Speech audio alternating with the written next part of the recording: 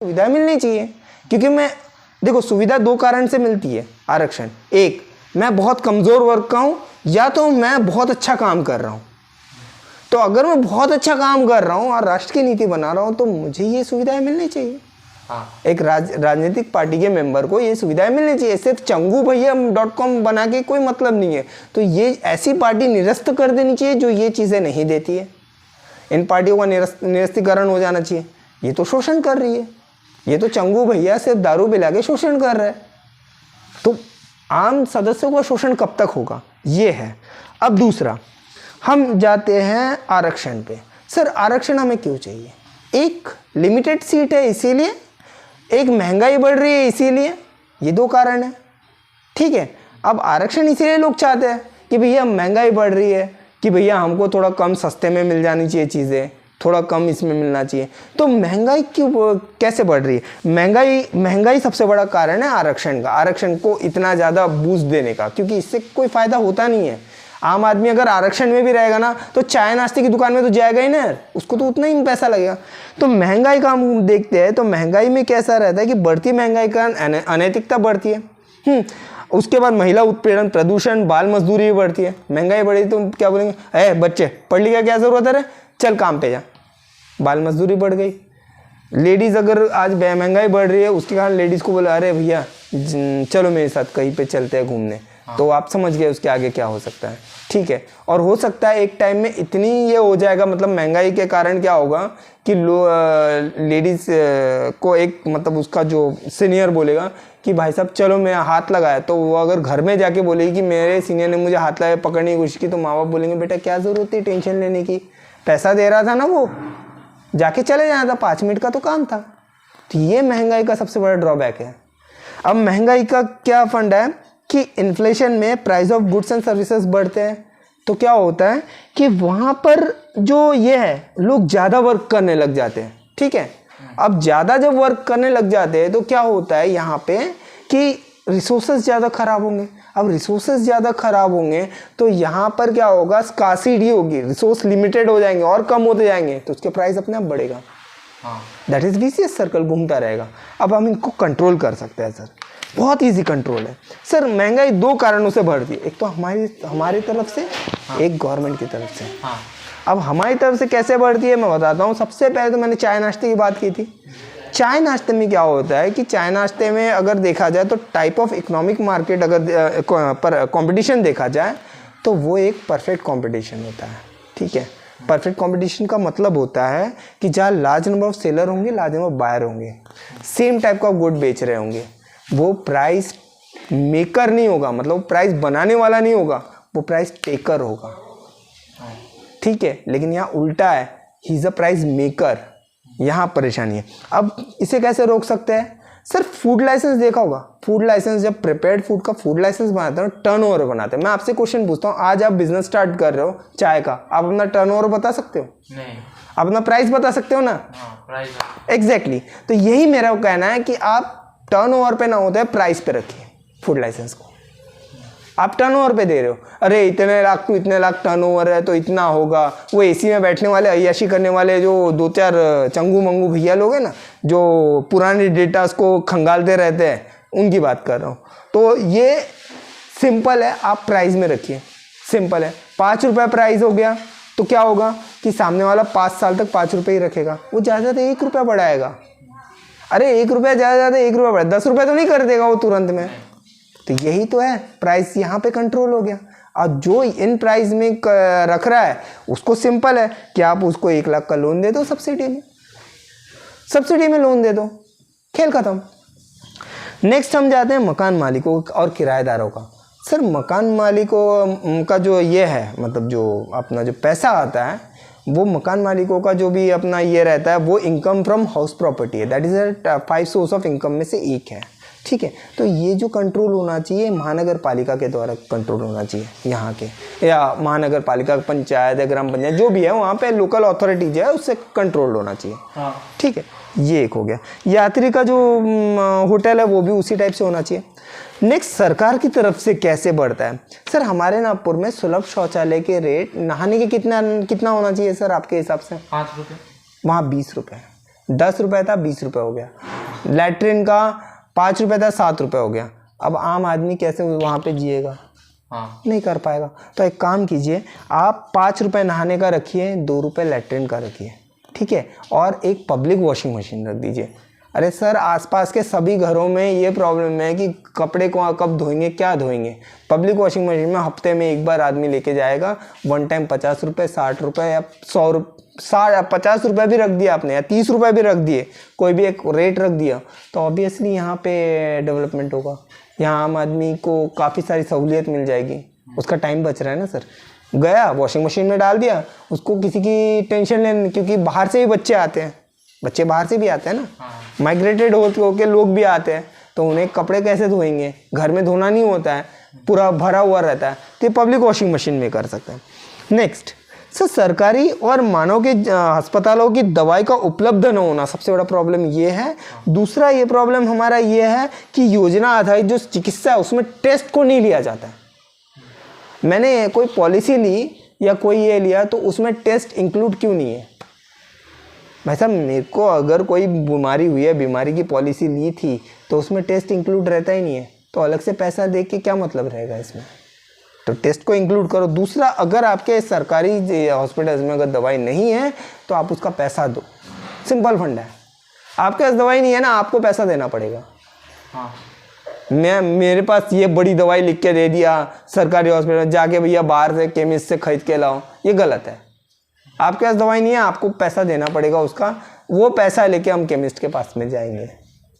ये होना चाहिए असल में न्याय में, ये न्याय नहीं है।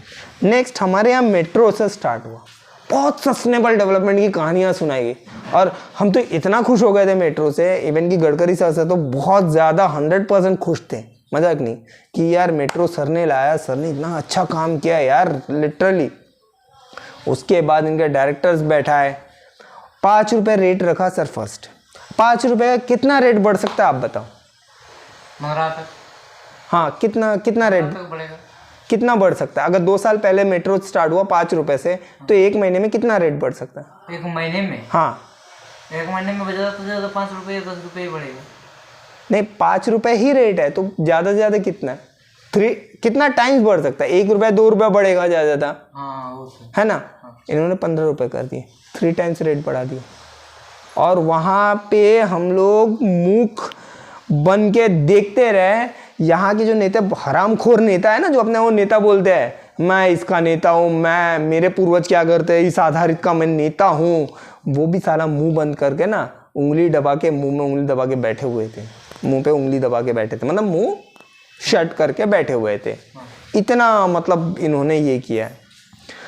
तो उसमें भाई साहब आम आदमी ₹5 में आराम से जा रहा था।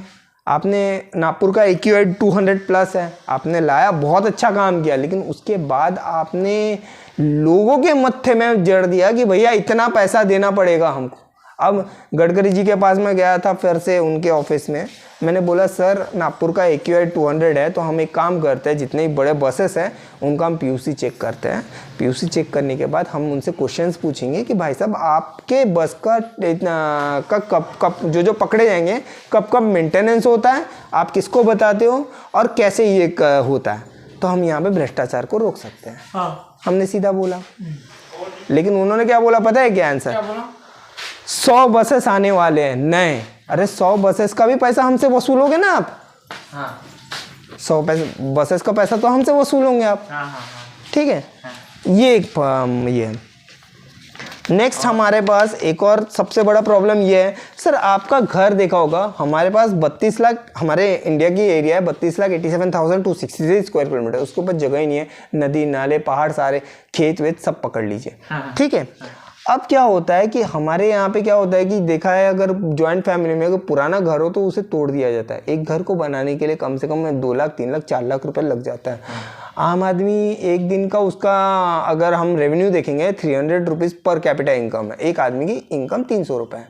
तो अगर वो गिर जाता है या फिर अगर टूट फूट जाता है तो फिर उसे बिल्डर को बेचना पड़ता है। अब बिल्डर को बेच दिया तो उसे नया घर में जाना पड़ता है, तो नया घर वो कहाँ लेगा, वही खेत की ज़मीन खराब होगी। तो उससे अच्छा हम उसको बचाने के लिए क्या करें, इवन की रेत भी तेजी से ख़त्म हो रही है, तो हम क्या बोल रहे हैं, अगर टूट फूट जाए ना तो आप सीधा एनएमसी में जाओ, एनएमसी में एक एप्लीकेशन दो कि मेरे यहाँ का घर का टूट फूट गया। एनएमसी क्या करेगा, बाहर से लोग लाएगा, कॉन्ट्रैक्टर लाएगा, क्योंकि हमको तो पता नहीं भैया सीमेंट का रेट क्या है, क्योंकि आम आदमी को पता रहता है सीमेंट का रेट, सीमेंट का रेट कभी नहीं पता रहता। तो ये बेसिकली ये सारे रेट लगा के वो बोलेगा, एनएमसी वाला ये बोलेगा कि हाँ हम ठीक कर देंगे, इतना इतना खर्च आएगा। वो हमसे तुरंत पैसा नहीं लेगी। क्या होगा कि हमें बाद मतलब जब उनका बन जाएगा, उसका एक टाइप गारंटी पीरियड रहेगा, और उस गारंटी पीरियड में हमें किस्तों में पैसा देना है उसे, एनएमसी को देना है, इसको नहीं देना है, हमें एनएमसी को देना है। तो इससे क्या होगा, काफ़ी लोगों को काम भी मिलेगा। सरकारी काम है तो सरकारी काम के भी जो मजदूर है, मजदूरों को भी काम मिलेगा, ठीक है। जो खड़े रहते हैं, जो 300 रुपये तो कम से कम मिलेगा ही उनको, मतलब उनका रियल वेज जो है उनको भी मिलेगा। तो सबको सही तरीके से चीज़ें मिलेगी और हम लोगों को भी आराम से रहने के लिए जगह मिलेगी। हम क्यों लड़ाई करेंगे, ये एक है। नेक्स्ट, हमारे देश का सबसे काला सच है सोल्जर पैक्ट 1947, जहां नेपाली सिटीजन्स को इंडियन आर्मी, नेवी और एयर में लिया जाता है। हम लोग वहां काम नहीं कर सकते, ये हमारे सबसे बड़े गुलामी का कारण है।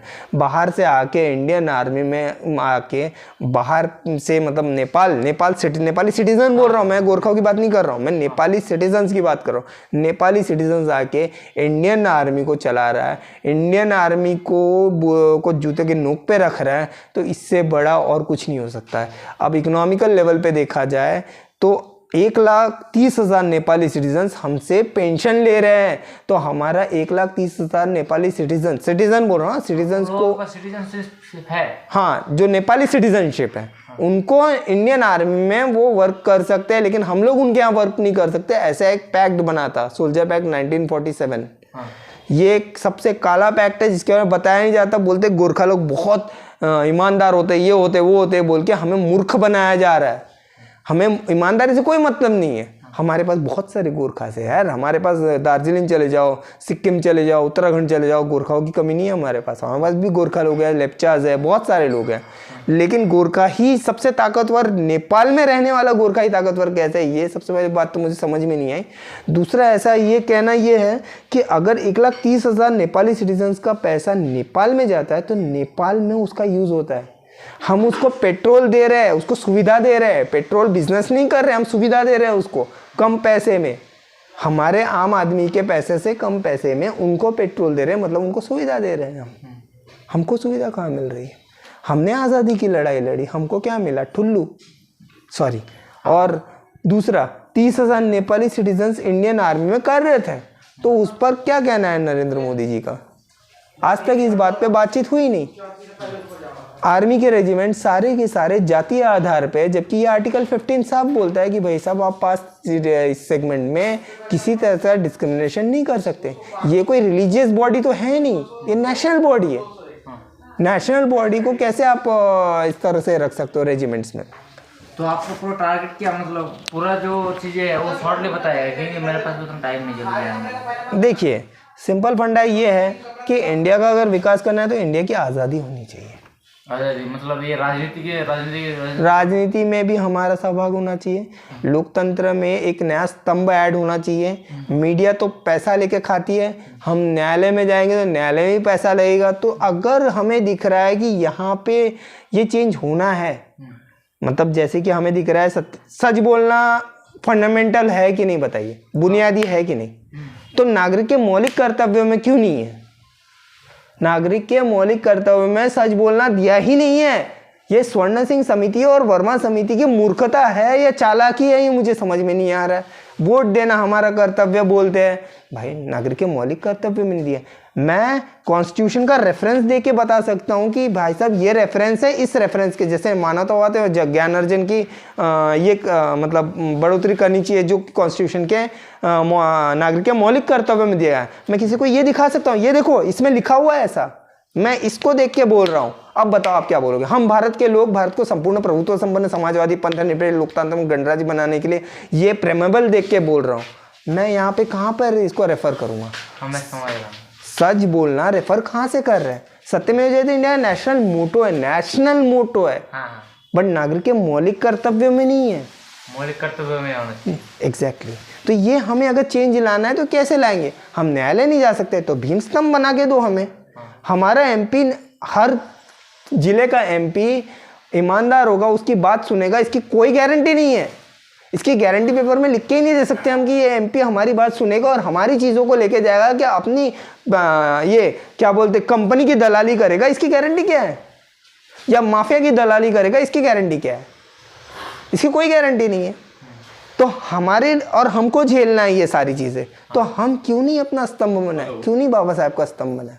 हाँ जिसने the problem of rupees origin लिखा, जिसके ऊपर पूरा आरबीआई स्टार्टअप हुआ, बाबा साहब की सोच थी। महात्मा गांधी भी डायरेक्ट डेमोक्रेसी के थे, इसीलिए उनको गोली मारी गई। आप जरा ध्यान से देखोगे तो आपको समझ में आएगा। आप देखो महात्मा गांधी का, he supporting the direct democracy, not the parliamentary democracy. BJP में के कॉन्स्टिट्यूशन में पार्लियामेंट्री डेमोक्रेसी ऑब्जेक्टिव दिया ही नहीं, सिर्फ डेमोक्रेसी का ऑब्जेक्टिव दिया है। आम आदमी पार्टी के ऑब्जेक्टिव में डेमोक्रेसी का दिया है। आप कांग्रेस में जाओगे, सिर्फ पार्लियामेंट्री डेमोक्रेसी का दिया है, बट दे आर द गांधीयंस।